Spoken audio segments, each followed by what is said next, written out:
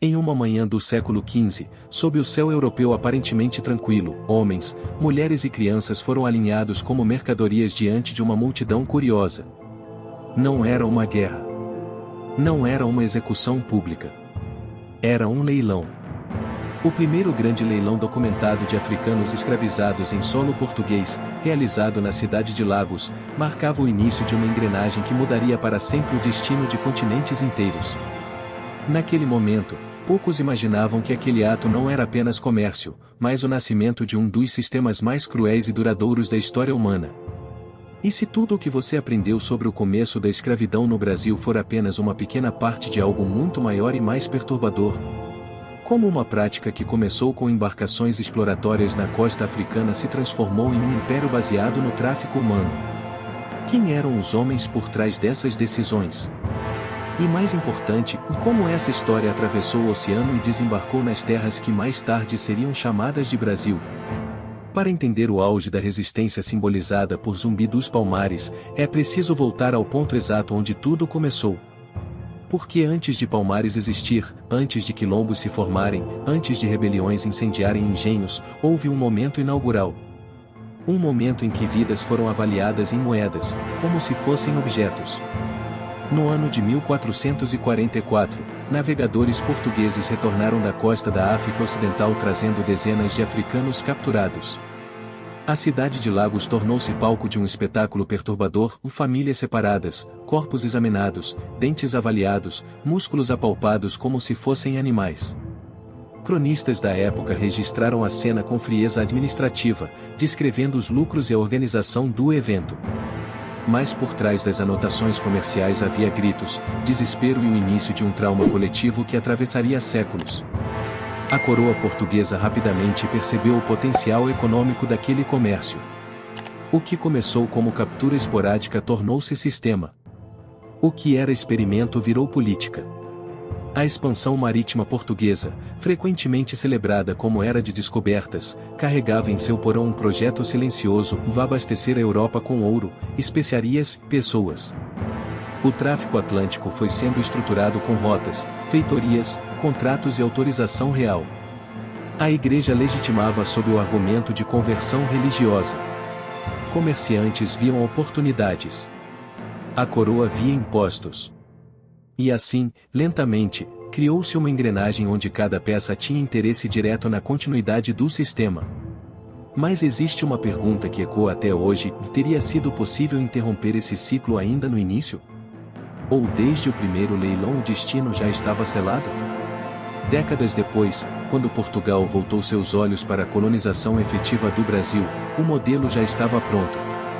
Inicialmente, a escravização indígena foi tentada em larga escala, mas encontrou resistência, fugas e oposição de setores religiosos. A solução encontrada pelos colonizadores foi recorrer àquilo que já dominavam com eficiência brutal, o tráfico africano. Navios negreiros começaram a cruzar o Atlântico com frequência crescente. Cada viagem era um inferno flutuante. Homens acorrentados, mulheres violentadas, crianças privadas de identidade. Muitos não sobreviviam à travessia. Os que chegavam eram marcados a ferro e distribuídos pelos engenhos de açúcar.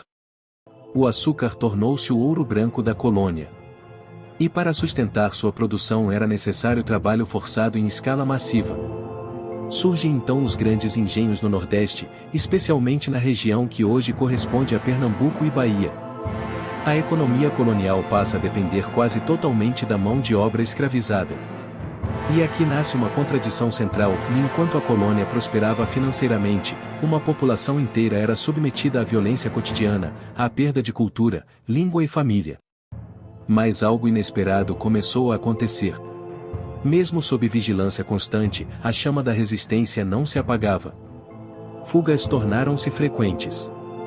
Pequenos grupos escapavam para o interior das matas, buscando refúgio em regiões de difícil acesso. Ali começavam a se organizar. Plantavam, caçavam, reconstruíam laços comunitários e recriavam práticas culturais africanas. Esses núcleos passaram a ser conhecidos como quilombos. No início eram vistos como ameaças isoladas. Mas à medida que cresciam, tornaram-se verdadeiros desafios ao sistema colonial. Cada fuga bem-sucedida era uma afronta direta à lógica do leilão que começara tudo. Cada quilombo era prova viva de que a submissão nunca foi absoluta. Entre esses refúgios, um começava a se destacar por sua dimensão e organização. Localizado na região da Serra da Barriga, o Quilombo dos Palmares surgia não apenas como esconderijo, mas como sociedade estruturada. Com liderança, defesa militar, produção agrícola e até diplomacia, Palmares transformava-se em um símbolo crescente de resistência. Mas antes de alcançarmos o nome que entraria para a história, é preciso compreender o peso do caminho percorrido. Do primeiro leilão em Lagos até o surgimento de Palmares passaram-se séculos de violência sistemática. E mesmo assim, a liberdade continuava sendo buscada. A pergunta que fica é inquietante: como um povo arrancado de sua terra, privado de quase tudo, conseguiu reconstruir a esperança em solo hostil? Que força sustentava aqueles que fugiam sabendo que, se capturados, enfrentariam punições brutais? Existe algo na história da escravidão que raramente é contado com profundidade e a resistência não foi exceção. Ela foi constante. Silenciosa às vezes. Explosiva em outras. Mas sempre presente. E é justamente essa força que começaremos a acompanhar nos próximos momentos desta narrativa. Porque para entender a morte de Zumbi dos Palmares, é preciso primeiro entender o nascimento de um sistema que tentou apagar identidades. É necessário olhar para o leilão em Portugal não como um evento isolado, mas como a primeira peça de um dominó que cairia sobre o Brasil. Cada moeda trocada em Lagos ecoou nas plantações de açúcar. Cada decisão da coroa reverberou nas matas onde quilombolas se escondiam. E cada ato de resistência preparava o terreno para algo maior. No próximo bloco, avançaremos para o crescimento de Palmares, as primeiras lideranças, os conflitos com colonizadores e o cenário que moldaria o surgimento de Zumbi. A tensão aumenta. As expedições militares começam. A história acelera. E o que parecia apenas fuga transforma-se em guerra declarada. Palmares já não era apenas um esconderijo no meio da mata. Era uma ameaça concreta ao sistema que havia começado séculos antes naquele leilão em Lagos.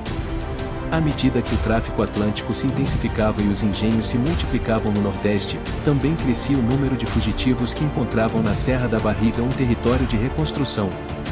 O que os colonizadores viam como rebelião, para os quilombolas era sobrevivência. Mas como um agrupamento de escravizados fugidos conseguiu se transformar na maior experiência de resistência negra das Américas coloniais? Essa pergunta começa a ganhar contornos dramáticos quando entendemos que Palmares não era improviso, era organização. Formado por diversos mucambos interligados, Palmares chegou a abrigar milhares de habitantes. Havia produção agrícola estruturada, divisão de tarefas, defesa armada e liderança central. Homens e mulheres plantavam mandioca, milho, feijão, criavam animais e estabeleciam trocas comerciais, inclusive com povoados vizinhos. Sim, comércio. Porque Palmares não vivia apenas de ataques, vivia também de estratégia. Essa complexidade assustava as autoridades coloniais. Afinal, se um quilombo prosperasse, que mensagem isso enviaria aos que permaneciam nos engenhos? E se a ideia de liberdade se tornasse contagiosa? As primeiras grandes investidas contra Palmares começaram ainda no século XVII. Tropas eram enviadas para destruir plantações, incendiar casas e capturar moradores. Mas a geografia favorecia os quilombolas. A mata fechada, o relevo acidentado e o conhecimento do território tornavam cada expedição um desafio. Muitos soldados não retornavam. Outros desistiam diante da resistência organizada. E a cada ataque fracassado, Palmares crescia em reputação. Tornava-se lenda. Tornava-se esperança. Tornava-se símbolo. E é nesse cenário que surge uma figura central para o próximo capítulo dessa história, Nganga Zumba. Nganga Zumba assumiu liderança em um período de intensificação dos conflitos. Seu nome ecoava como autoridade máxima dentro do quilombo.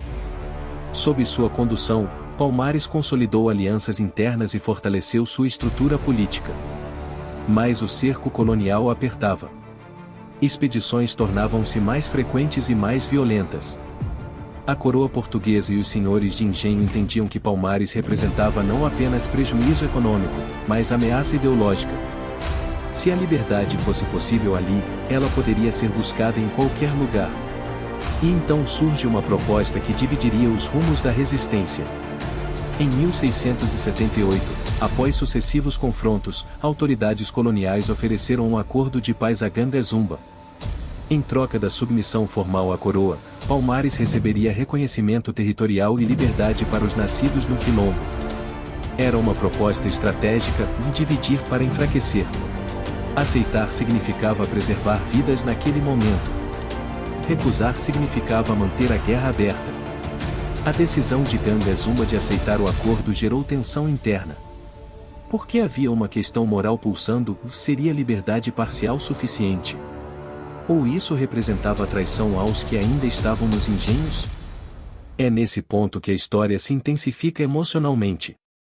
Entre os que rejeitaram o acordo estava um jovem líder que ganharia projeção nos anos seguintes, Zumbi. Criado em Palmares após ter sido capturado ainda criança e depois retornar ao Quilombo, Zumbi representava uma nova geração. Uma geração que não aceitava concessões. Para ele, não existia liberdade negociada enquanto outros permanecessem acorrentados. Essa divergência marca uma virada dramática. Palmares deixa de ser apenas refúgio e assume definitivamente postura de enfrentamento direto. A ruptura interna levou ao enfraquecimento momentâneo da liderança anterior e à ascensão de Zumbi como principal comandante militar e político. Sob sua liderança, Palmares intensificou a resistência armada. Estratégias de guerrilha eram utilizadas contra tropas enviadas para destruir o Quilombo. O conhecimento do território era a arma poderosa. Mas a pressão colonial aumentava na mesma proporção. O Nordeste vivia disputas políticas, conflitos com invasores estrangeiros e instabilidade econômica. E, mesmo assim, Palmares continuava sendo prioridade militar. Porque sua existência feria o orgulho do sistema.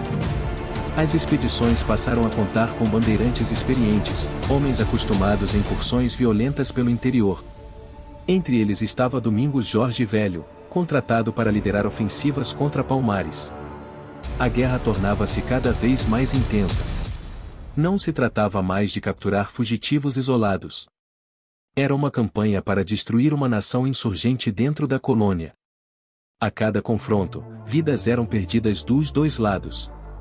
Mas para os quilombolas, a luta tinha significado existencial. Não era apenas território. Era dignidade. Enquanto isso, nos engenhos, rumores circulavam. Histórias sobre Palmares eram sussurradas à noite. Alguns viam como mito inalcançável. Outros como destino possível. A simples permanência do Quilombo alimentava sonhos de fuga. E isso era inaceitável para os senhores de escravos. A pressão econômica sobre as autoridades aumentava. Era preciso dar fim àquela resistência exemplar. E assim começou a preparação para o ataque mais devastador que Palmares enfrentaria. Mas antes do confronto final, existe uma reflexão inevitável: o que sustentava aquela resistência por tantas décadas? Não era apenas força física. Era identidade coletiva. Era memória ancestral. Era espiritualidade. Era a certeza de que liberdade não é concessão, é conquista. Zumbi entendia que aceitar acordos parciais significava perpetuar a lógica iniciada naquele primeiro leilão séculos antes. A mesma lógica que transformava vidas em mercadorias. Palmares, sob sua liderança, tornava-se a antítese daquele sistema. O cerco se fecha. Tropas são reorganizadas. Armas são reforçadas. Estratégias são traçadas. Do outro lado, Palmares prepara sua defesa com recursos limitados, mas determinação inabalável. O confronto que se aproxima não será apenas militar, será simbólico. Representará o choque entre um sistema escravista consolidado e um projeto de liberdade radical. E quando esses dois mundos colidirem, a história do Brasil será marcada para sempre. No próximo bloco, mergulharemos na ofensiva final contra Palmares, na queda do Quilombo e nos eventos que conduzirão à morte de Zumbi. O clímax se aproxima. A tensão atinge seu ponto máximo. E a pergunta central retorna com força: pode a morte de um líder apagar a ideia de liberdade? O ano era 1694. O cerco contra Palmares não era mais uma simples expedição punitiva. Era uma operação de extermínio cuidadosamente planejada. Depois de décadas de resistência, o maior quilombo das Américas estava diante do maior desafio de sua existência. Tropas organizadas, armamentos reforçados e a determinação da elite colonial convergiam para um único objetivo: apagar Palmares do mapa. Mais uma pergunta ecoava silenciosamente por entre as matas da Serra da Barriga: seria possível destruir uma ideia incendiando casas e derrubando paliçadas? Domingos Jorge Velho e suas forças avançavam com experiência brutal adquirida em expedições anteriores. Não se tratava apenas de soldados comuns, mas de homens acostumados à guerra no interior, conhecedores da violência como ferramenta de conquista. A estratégia agora era diferente. Em vez de ataques dispersos, seria uma investida concentrada contra o coração de Palmares, o Mocambo do Macaco, centro político e militar do Quilombo. O objetivo era claro: atingir a liderança, desmontar a organização e espalhar o medo. Porque sabiam que enquanto houvesse comando, haveria resistência. Dentro de Palmares, a tensão era palpável. Zumbi sabia que aquele não seria um confronto como os anteriores. A superioridade numérica e bélica das tropas coloniais era evidente. Ainda assim, a decisão era lutar. Não havia espaço para rendição. Para ele e seus seguidores, render-se significava retornar à condição de mercadoria humana, a lógica iniciada séculos antes nos mercados europeus. A batalha que se aproximava não era apenas física, era ideológica. E quando a ofensiva começou, a violência foi devastadora. Canhões foram posicionados. Estruturas defensivas foram bombardeadas. O Mocambo do Macaco tornou-se campo de guerra. Quilombolas resistiam com armas improvisadas, lanças, espadas capturadas em combates anteriores. Mulheres também lutavam. Jovens também lutavam. Cada metro de terra era defendido com intensidade desesperada. Mas a diferença de recursos era brutal. Aos poucos, as defesas foram rompidas. Casas queimadas. Plantios destruídos. O centro de Palmares caiu após dias de confronto. E com a queda do Macaco, parecia que a história da resistência chegava ao fim. Mas Zumbi não foi capturado naquele momento. Ele conseguiu escapar com alguns companheiros, refugiando-se novamente nas matas densas da região. A guerra, porém, estava perdida em termos estruturais. Palmares como sociedade organizada havia sido desmontado. Sobreviventes foram mortos ou recapturados. A vitória colonial foi anunciada como triunfo definitivo. No entanto, a presença de Zumbi ainda representava risco simbólico. Enquanto ele estivesse vivo, a ideia de resistência continuaria respirando. E por isso, iniciou-se uma caçada. Meses se passaram. Zumbi manteve-se escondido, reorganizando pequenos focos de resistência. Mesmo com recursos escassos, recusava-se a aceitar a derrota como rendição moral. A figura dele crescia no imaginário coletivo. Para os colonizadores, era inimigo número 1. Para muitos escravizados, era prova viva de que a luta era possível. E aqui surge novamente a pergunta central que atravessa essa narrativa: pode a morte física de um líder extinguir a força de um ideal? Em 20 de novembro de 1695, após ser traído por um antigo companheiro, Zumbi foi localizado e cercado. O confronto final foi rápido e violento. Ferido, ele foi morto pelas tropas coloniais. Seu corpo foi mutilado. Sua cabeça foi cortada e exposta em praça pública no Recife, como forma de intimidação. A mensagem era clara e a resistência havia sido esmagada. A coroa queria provar que Zumbi não era imortal, que Palmares não era invencível, que o sistema permanecia intacto. Mas a história raramente termina da forma que os vencedores imaginam. A exposição da cabeça de Zumbi tinha intenção pedagógica pelo terror. Servia como aviso aos que ousassem sonhar com liberdade. No entanto, ao tentar transformá-lo em símbolo de derrota, acabaram eternizando seu nome como símbolo de resistência. A morte que deveria encerrar uma rebelião passou a representar algo maior, a personificação da luta contra a opressão. O leilão em Lagos havia iniciado um ciclo de desumanização. A morte de Zumbi encerrava um capítulo sangrento, mas não apagava o legado construído. É aqui que o clímax emocional se consolida. Palmares foi destruído fisicamente, mas sua existência histórica desafiou a lógica da escravidão. Durante quase um século, uma sociedade negra autônoma resistiu dentro de um sistema colonial escravista. Isso por si só desmonta a narrativa de passividade. A resistência foi organizada, estratégica e persistente. Zumbi não foi apenas guerreiro, foi líder político, símbolo cultural e referência histórica que atravessaria gerações. Quando olhamos para o percurso completo, do primeiro leilão documentado em Portugal até a execução pública de Zumbi, percebemos uma linha contínua de violência institucionalizada confrontada por resistência constante. Cada navio negreiro que cruzou o Atlântico carregava sofrimento, mas também memória. Cada engenho que produziu açúcar sustentava lucros, mas também alimentava a revolta silenciosa. Palmares foi a materialização dessa revolta. E Zumbi foi seu rosto mais emblemático. Mas a reflexão mais profunda talvez seja esta: o que realmente venceu naquele 20 de novembro? O sistema permaneceu por mais quase 2 séculos, é verdade. A escravidão só seria oficialmente abolida no Brasil em 1888. No entanto, a memória de Palmares não desapareceu. Pelo contrário, tornou-se referência de luta, identidade e consciência histórica. A tentativa de apagamento falhou. Porque ideias, quando plantadas em solo fértil de resistência, sobrevivem ao tempo. No próximo bloco, vamos compreender o legado deixado por essa trajetória. Como a história de Palmares influenciou gerações posteriores. Por que Zumbi se tornou símbolo nacional? E o que essa jornada, iniciada em um leilão europeu, ensina sobre poder, resistência e humanidade? A conclusão desta narrativa não será apenas histórica, será reflexiva.